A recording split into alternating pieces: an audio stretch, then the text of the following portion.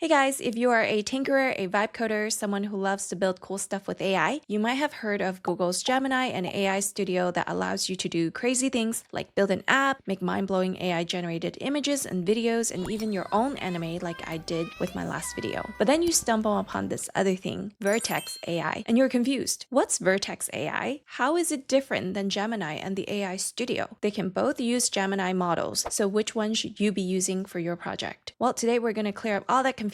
By the end of this video, we're also going to use Vertex AI to build a fun little app, a birthday invitation generator. Hopefully, watching this video will help you start building your own scalable AI app. Let's get started. All right, let's break this down. The easiest way to think about the difference between Gemini API within Google AI Studio and Vertex AI is to think about a kitchen. Gemini API, the one you can access through Google AI Studio, is like your home kitchen. It's free, easy to use, and has everything you need to experiment and cook for yourself and your friends, but you probably wouldn't try and open a restaurant from your home kitchen. Vertex, on the other hand, it's like a professional restaurant kitchen. It's designed for serious business, has all the professional equipment, advanced tools, and the scalability to serve thousands of customers a night. It's not free, but it gives you the power and control you need to build a real scalable business. In our case, it's a SaaS application. Google Cloud's Vertex AI is a full platform actually for AI and machine learning. It's built for production-ready apps. And if you ever want to train, fine-tune, or deploy your own machine learning models, Vertex is your platform to go to. But for a tinkerer like me, I'll be using it for my AI-powered SaaS. In my past videos, I've shown you how to use APIs, and it's relatively easy to get the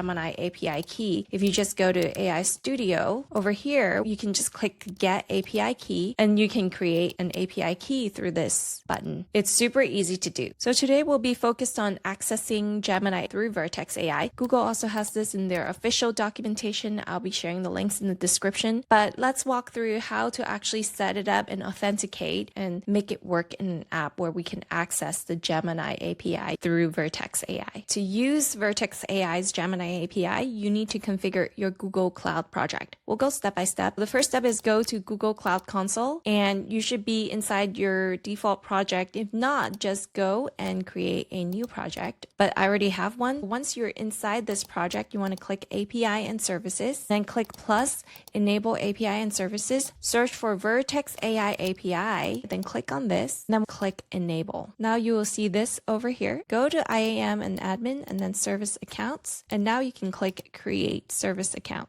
Select a name, just enter your service account ID, and then create and continue. And now you have created this service account. You can select a role. For my purpose here, I'm just going to put owner and then continue and then done. So now that you've generated a service account, click on this and then go to keys, click add key, create new key, and select JSON.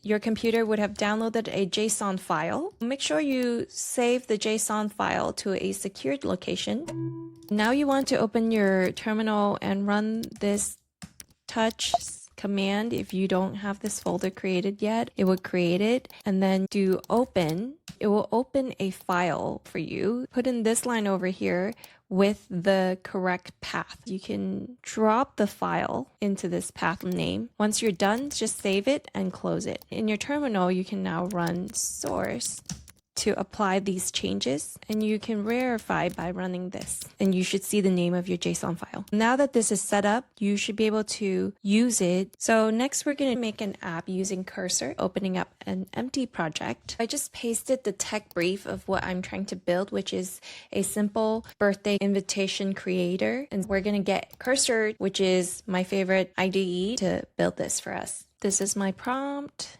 And I'm just going to let Cursor do its thing. Okay, and really quickly, we were able to create this app that's powered by Vertex AI Gemini, where you can quickly have the user input their birthday party details and automatically create an invitation that they can then download and send to their friends. This is super easy to do, but I do have to say that there were some tweaks that I have to work with Cursor on. For example, there was constantly like a 404 issue. What I did is just make sure that Cursor read the documentation and figure out how to actually implement Vertex AI correctly. Here, it's saying that we need to use at Google/Gen AI instead of generative AI, because sometimes Google change what specific thing you have to call in order to initialize the function, right? This is the final result. I made the UI UX more clean and simple and added this custom elements where you can specify a different element. Right now